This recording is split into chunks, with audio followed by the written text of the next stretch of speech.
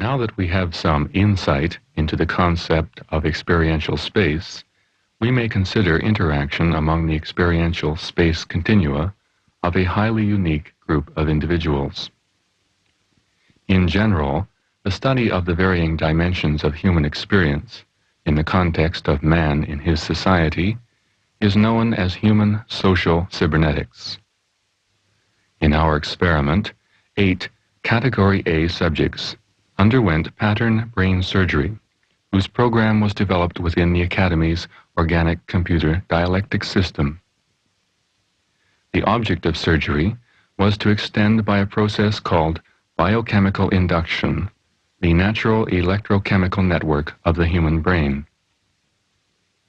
This extension would provide each subject with telepathic capabilities. A telepathist is one who can communicate with other minds by means which do not involve perception by the senses. Thus, telepathy is a form of extrasensory perception, or ESP. Our subjects were to be kept in isolation at the Institute for 3 months, where they were to prepare for their first meeting as a group. This meeting was to take place at the Academy Sanatorium in the Ontario North Woods.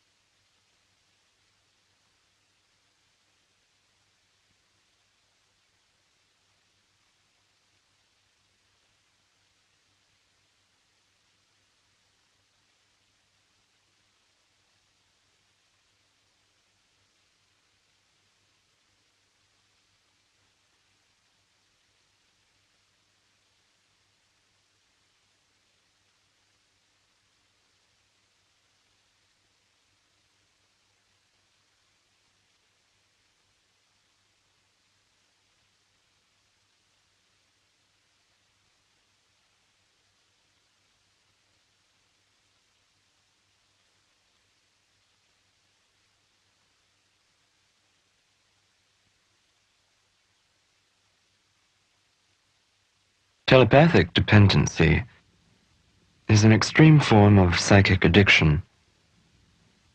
It is essentially an electrochemical addiction, the dependent surrendering the autonomy of his own nervous system to that of the object of his dependency, and altering his patterns of electrochemical discharge to mimic those of his object. When the object of dependency is telepathically unavailable for long periods of time, the new nervous patterns find themselves suddenly without a constant source of electromorphological reinforcement, and severe psychic disorientation begins to manifest itself in the dependent. At its most intense level, a frustrated dependency can result in the irreversible destruction of critical brain tissue. Inasmuch as the establishment of a partial telepathic dependency of the subject upon his researcher is an unavoidable part of the parapsychological experimental gestalt, the means to maintain this dependency at a controllable level must be considered an organic element forming that experimental gestalt.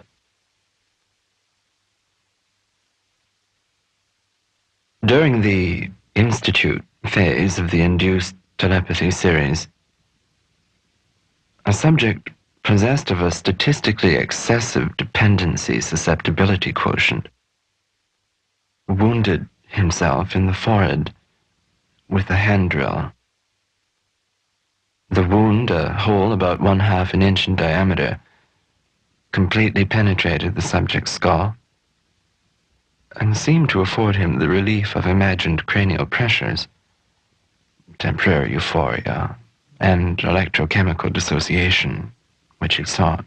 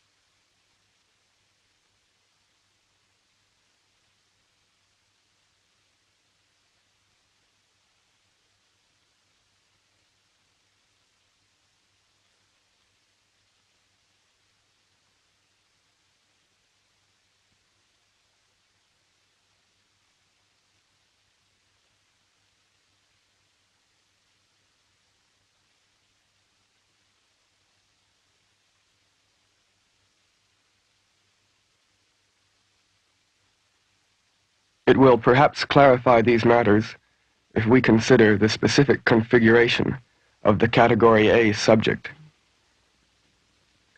Category A is a classification which finds its meaning within the scientific metaphysics of the aphrodisiast and theorist Luther Stringfellow. It is not what is usually considered an objective classification based, for example, upon physical or psychological characteristics.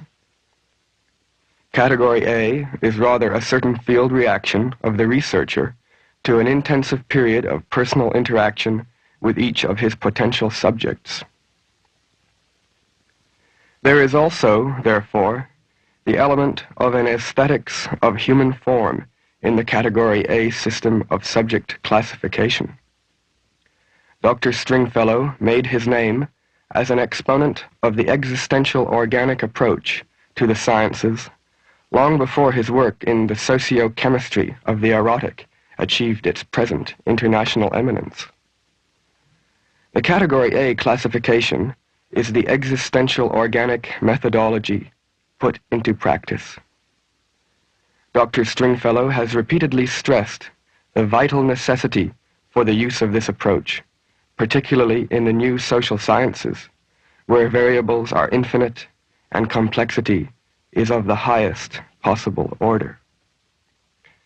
The nature of erotic research requires that the sexual emotional involvement of the researcher with each subject be taken to its farthest possible extreme.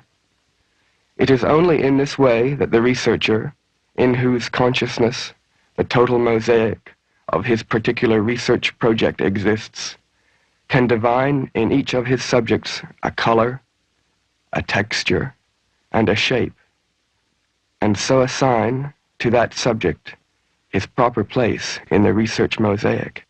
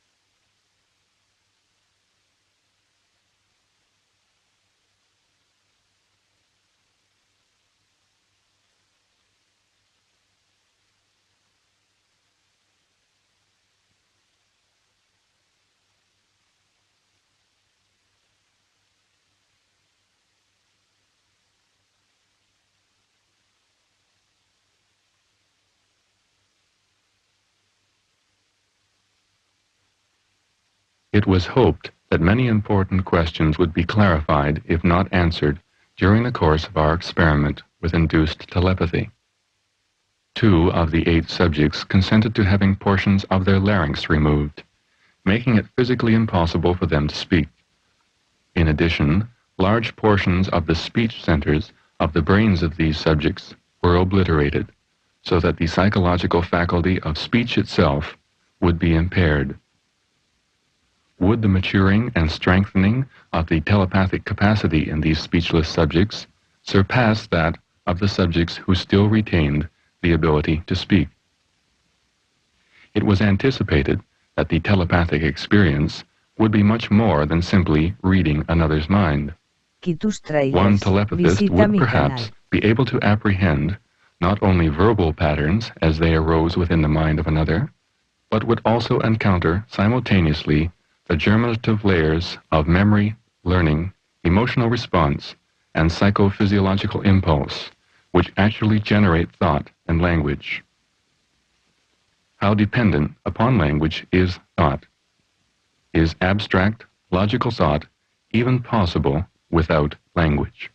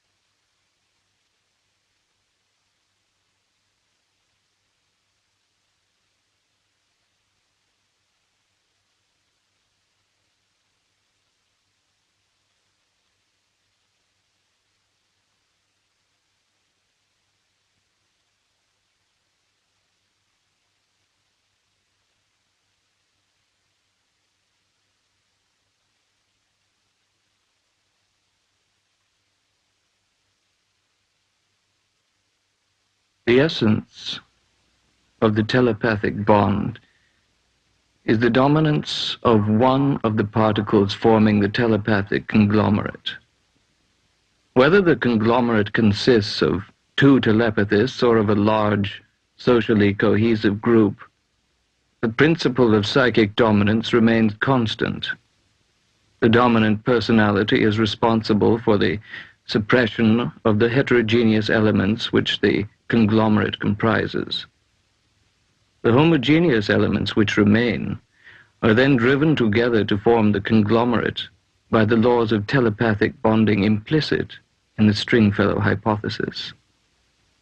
The principle of dominance thus provides the agglutinizing impetus which induces the initial conglomerative motion. As Stringfellow notes in defining the nature of dominance, the will of the newly formed conglomerate must necessarily be a function of the will of the dominant personality. Only after an indefinite period of symbiotic telepathic cohesion can the dominant personality abdicate its agglutinative role and encourage the emergence of a truly synthetic conglomerate personality. Stringfellow's behavior as parapsychologist suggests that perhaps his foremost post-operative research objective was to intuit which among his Category A subjects was the one most capable of assuming the role of psychic dominant.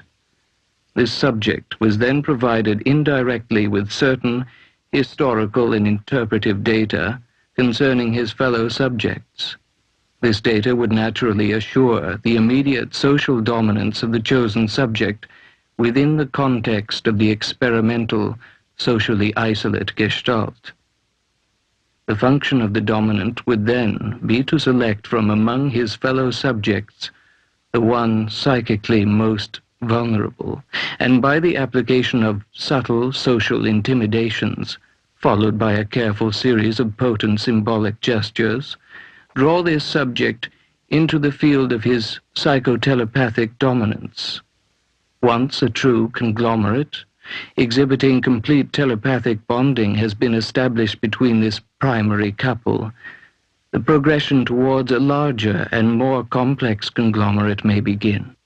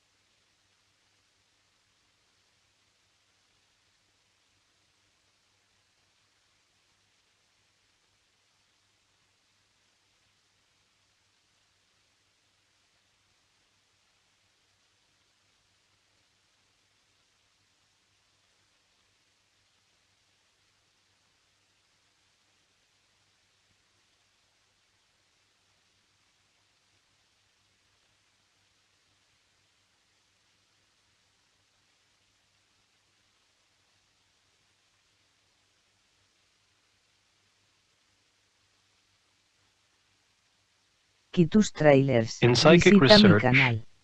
the emotional distance between the researcher and his subject is inevitably diminished until it is no more than the distance between any two persons.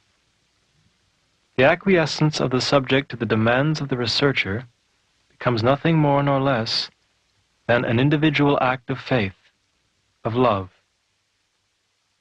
If there can be no love between researcher and subject, there can be no experimentation.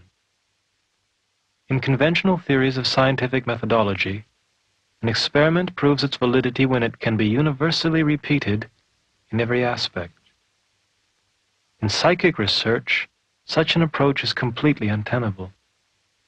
The existential circumstances of any experiment in parapsychology are inextricably mixed with the individuals and the phenomenological sets involved in that particular experiment, and cannot be abstracted from those individuals or phenomenological sets. The conditions of experiments in parapsychology are unique, non-uniform, and non-repeatable. A completely non-scientific burden is therefore placed upon the researcher, for if the personal relationship between researcher and subject deteriorates, the experiment cannot continue along its natural course.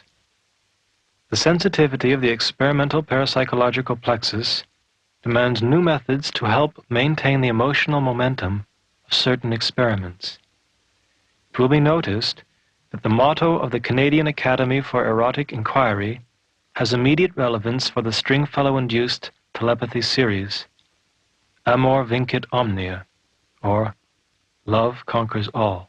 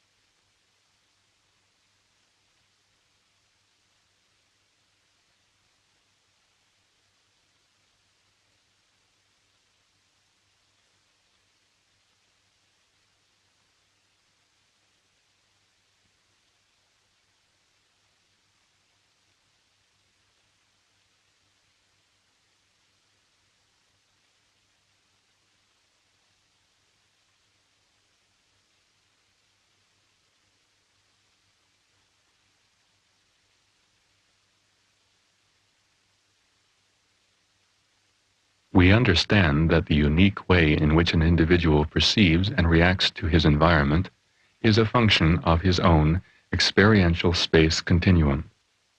When object events enter the experiential space continuum of that individual, they become an integral organic part of that space.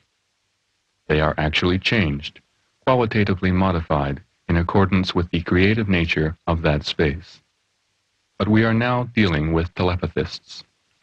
In theory, the experiential space continua of two or more telepathists can merge, can blend together to an extent far beyond the range of normal human experience. What would be the organic nature of communal experiential space shared among 8 psychosomatic entities? Would one person, one mode of perception and reaction, one experiential space continuum dominate this oversoul? Or would each mind participate in the synthesis of a uniform, newly created emergent space, unlike any of its constituents? How would the physical and social functioning of members of this group be altered? Or could they function in recognizable modes at all?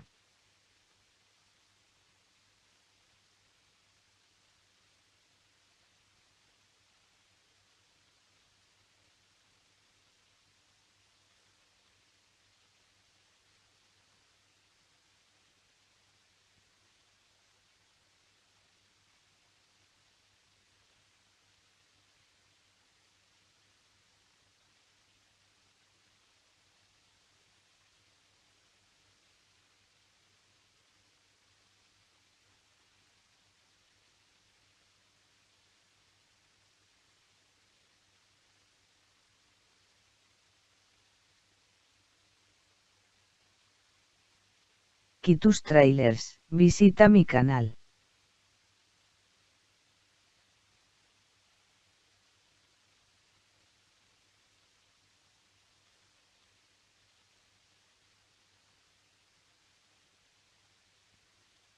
There is some evidence to suggest that potential telepathic intensity varies indirectly as the square of the distance between two telepathists. An increase in physical distance may therefore be used by one telepathist as an effective defense against telepathic intrusion on the part of another telepathist. A far more sophisticated intrusion avoidance device, known as schizophonetic partition, was evolved by one of the female subjects during the group isolation sanatorium phase. In order to subvert attempts by fellow subjects to establish a potentially intrusive telepathic rapport, she completely separated her telepathic non-verbal self from her oral verbal self. The telepathic self functioned as a false self, diverting fellow telepathists from the real or true self, which manifested itself only in occasional, deliberately confused verbal utterances. She thus protected her true self from telepathic intrusion by abandoning her telepathic faculty to a false self, Not surprisingly, repeated telepathic probes undertaken by other subjects could not discover the true nature of her experiential space continuum. The danger inherent in the use of schizophonetic partition as a telepathic intrusion avoidance device is that the false telepathic self tends to become increasingly parasitic on the true oral verbal self. The true self begins to suffocate inasmuch as it is starved of contact with the outside, and the false self gradually becomes the only self to interact with other selves. In the instance of our female schizophonetic subject, the true self began to express its moribund existence through the telepathic emission of violent images of decay, vampirism, disintegration, and necrophilia, which sporadically interrupted the functioning of the telepathic false self. The intensity and frequency of this emission of morbid telepathic images rapidly increased until it began to create the same depressed mode in those close to her.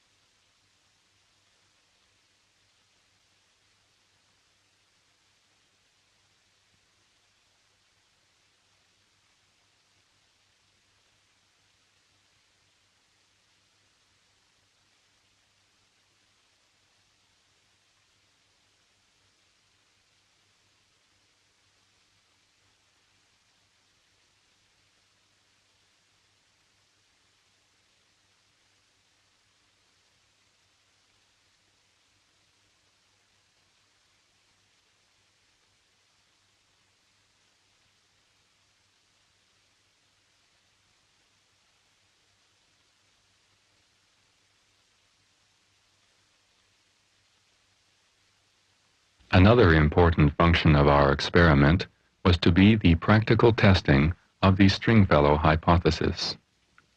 The Stringfellow hypothesis takes the form of the following equation. The rate of telepathic flow between two minds is directly proportional to the intensity of the relationship between the two minds. The units used to measure flow and intensity are taken from psychochemistry. In less mathematical terms, we may say that this hypothesis indicates that even between mature telepathists, there can be no telepathic communication until some sort of existential, emotional relationship has been established in conventional sensory ways. Thus, among complete strangers, there would exist only a kind of noise, a short wave static. The Stringfellow hypothesis also suggests that here the potency of human eroticism would play an important role. A strong sexual attraction would be a substantial basis for the establishing of a geometrically increasing rate of telepathic flow.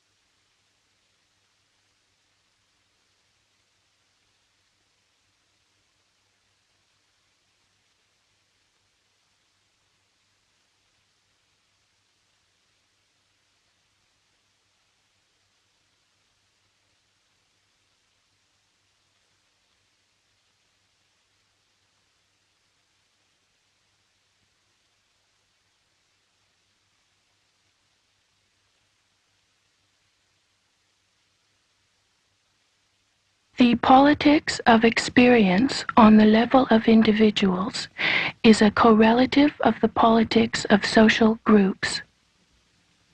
The politics of telepathic experience may be studied as a projection of the power struggles among individuals into the extremities of psychic potency and complexity, a projection, that is, into the future of human social evolution.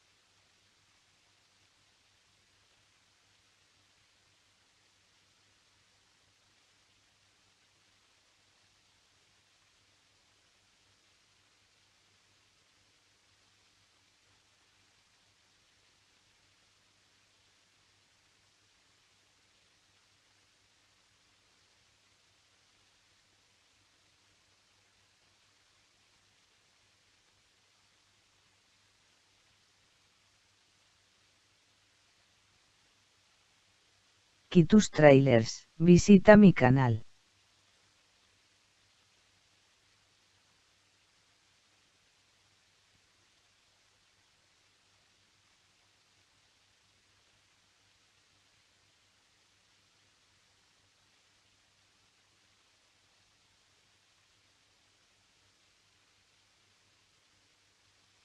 The role of the induced telepathy series in the total Canadian social experiment is theoretically secure. That role emerges out of Dr. Stringfellow's concept of the telepathic commune, a group characterized by the blending of experiential space continua and the constant, instantaneous exchange of data among the nervous systems forming the commune. Stringfellow indicates that at the most basic structural level, the telepathic unit, which emphasizes acts of faith and love, seems the most plausible replacement for the obsolescent family unit. The communal telepathic experience, translated into the larger social national context, would presumably carry with it its intrinsic qualities of willing reciprocal dependency and mutual experiential creativity. The social responsibility of telepathic prototypes is therefore of the utmost gravity, for it is only by their individual efforts that the creation of the first and most critical telepathic communes can be realized.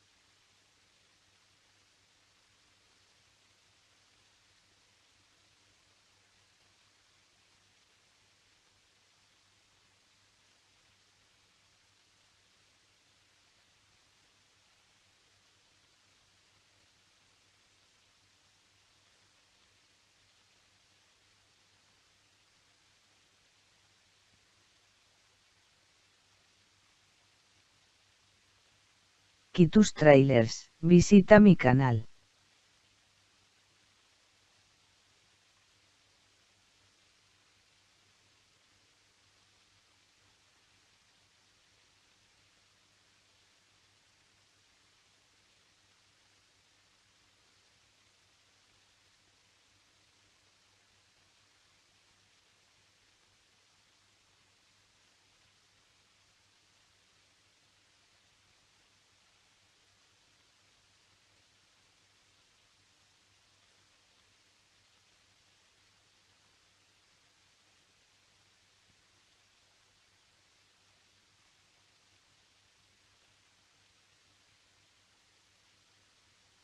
For those of exponentially maturing telepathic capacities, the question of phenomenological refinement must inevitably become one with the problem of the internalization of the sensory.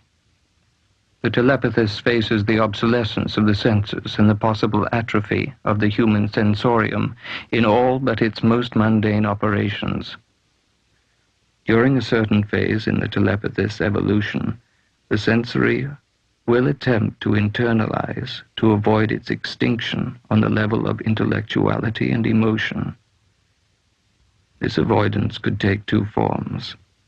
One would be the forced psychic ingestion of the entire universe as conveyed in terms of sensory information. This would partially manifest itself in the instantaneous translation into the vocabulary of the sensory of all purely psychic, abstract, or extrasensory phenomena.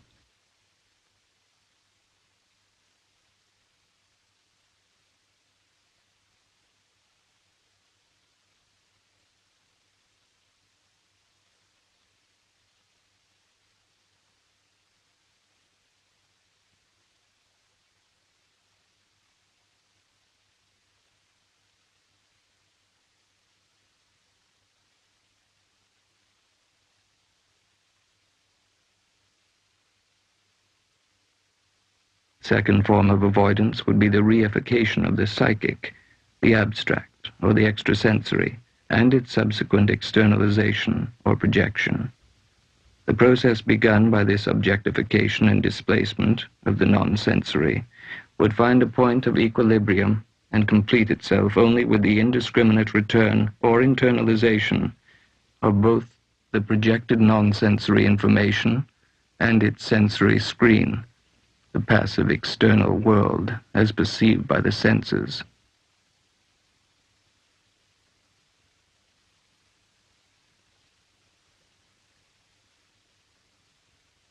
In both instances, the distinction between the sensory and the non-sensory, the concrete and the abstract, the psychic and the physical, would be lost utterly.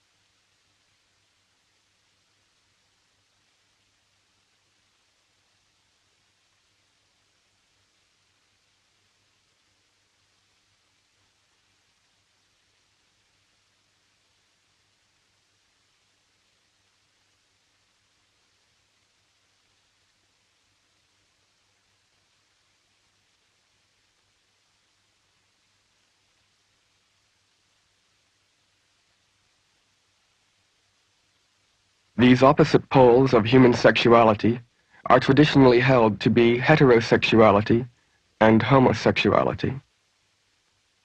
Yet this same dipolar structure of sexuality is ignored when the question of normality and deviation arises.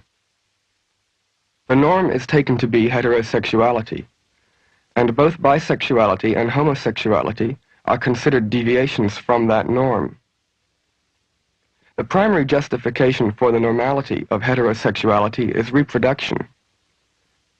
Only a heterosexual relationship can, as yet, result in regeneration. This argument collapses, however, once it is demonstrated that the sexuality involved in reproduction represents only a very small, almost accidental segment of the total human sexual spectrum. Academy research has established that both heterosexuality and homosexuality are equally what might be termed perversions relative to the potential human sexual field. In this context, the true norm is an expanded form of bisexuality, which we term omnisexuality. As an aphrodisiast, Dr. Stringfellow proposes the use of synthetic aphrodisiac drugs to assist those who wish to attain a fully three-dimensional sexuality.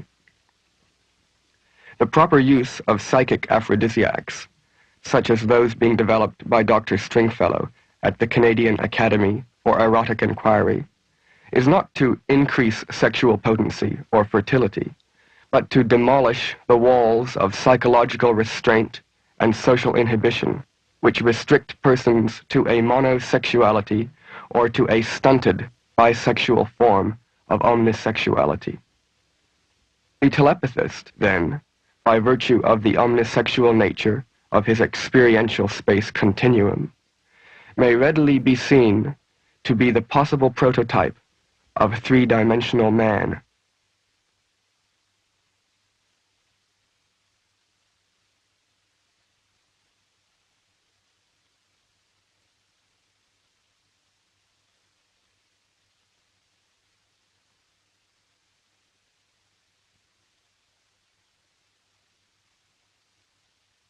Tus trailers, visita mi canal.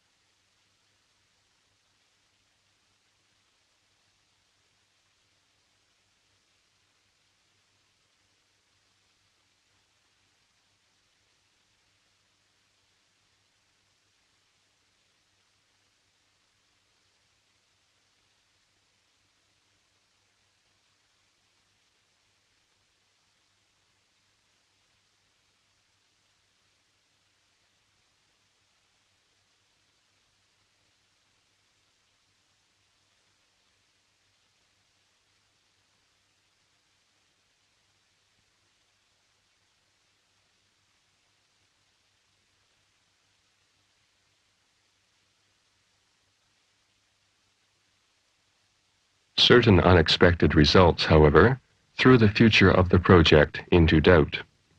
When preliminary confrontations between any two subjects were arranged, the subjects not only reported no instances of telepathic communication, but quite emphatically avoided even the most casual sensory contact with each other. At the same time, electroencephalographic probes indicated that such telepathic communication as was denied by the subjects was in fact taking place, and at a remarkably high rate of flow. How could such flow exist among strangers? In an emergency program modification, 5 of our 8 subjects were combined in an enforced community study. These 5 subjects, although psychochemically the least volatile of the group, almost immediately retreated into a state of self-encapsulation, refusing to communicate in any way with either researchers or each other. Before further investigations could be made, 2 of the 5 subjects committed suicide in their residences at the Institute. Another pierced his skull with an electric drill, an act of considerable symbolic significance. Careful separation of the remaining subjects was maintained.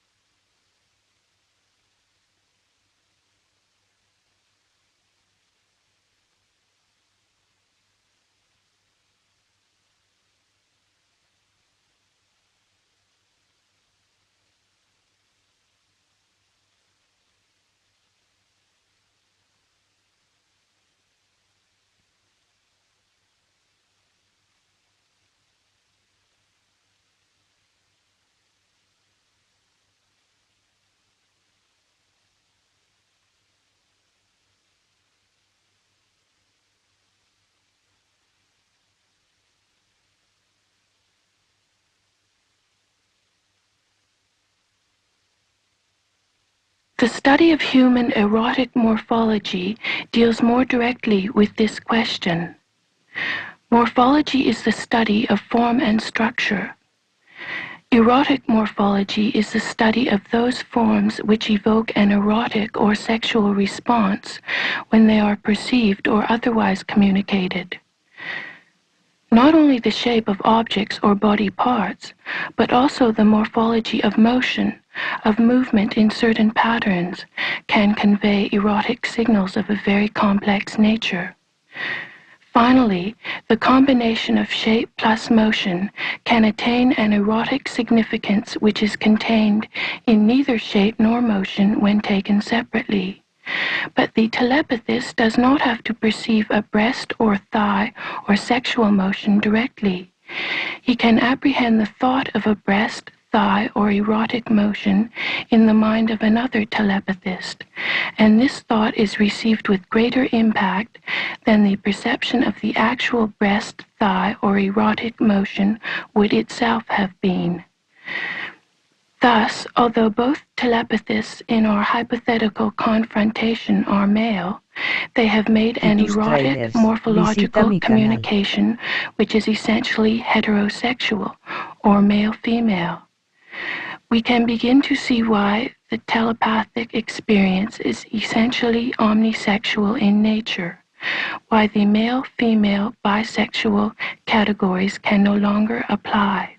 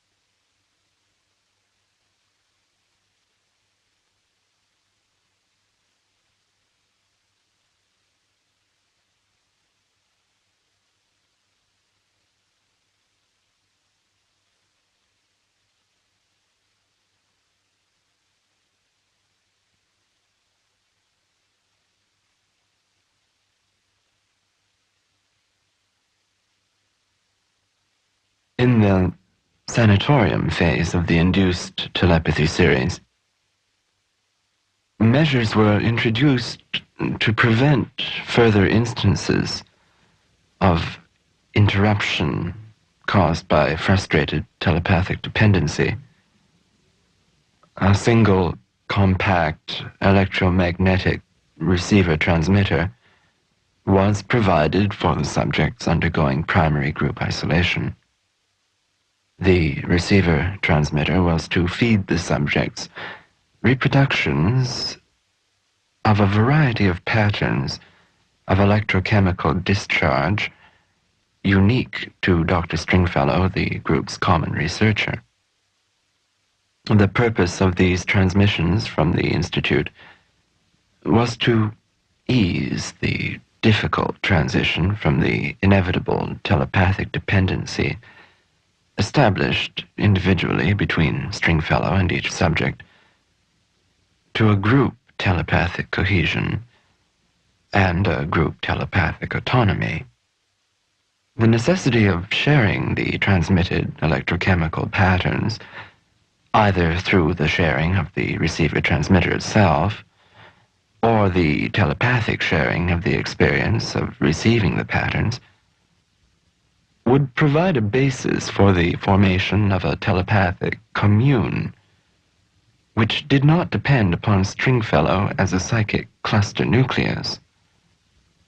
Dr. Stringfellow indicated that he himself entered a severely depressive psychological mode upon separation from the induced telepathy group, an event suggesting that, to some extent, telepathic dependency functions reciprocally, even between telepathists and non-paranormals.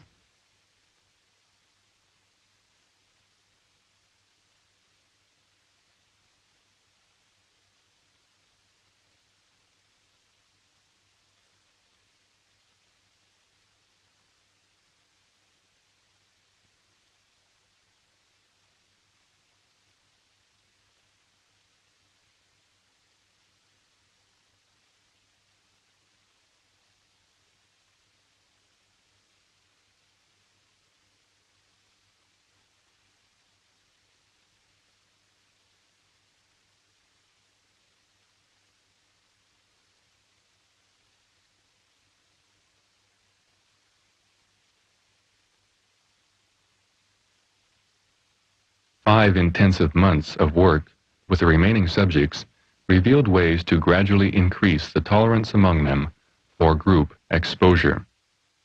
It was found that the telepathic experience was likely to be an overwhelming and extremely exhausting one, verging on pain and hallucination. The most crucial problem for the telepathist, apparently, was to develop within himself the means to control and modulate the rate and quality of telepathic flow between himself and another. The inexperienced telepathist simply cannot cope with the complexity and effort involved in the social telepathic situation. The first meeting of all the subjects as a group took place at the Academy Sanatorium somewhat later than originally planned. The sixth subject arrived 2 weeks after the others, when it was certain that he had fully recovered from his self-inflicted violence. It will be some time before the data on this period, accumulated through electroencephalographic information retrieval, can be fully evaluated.